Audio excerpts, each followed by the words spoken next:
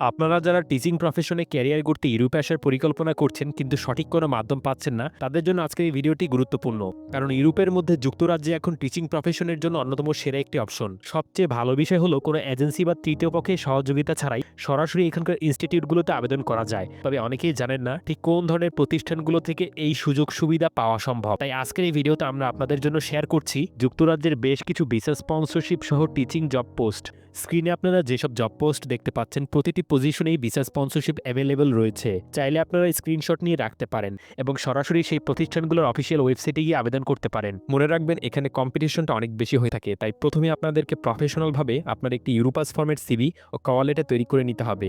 কিভাবে আপনি এই ডকুমেন্টসগুলো করতে পারেন তা নিয়েও আমাদের চ্যানেলে ভিডিও রয়েছে, চাইলে সেই ভিডিওগুলো দেখে আসতে পারেন।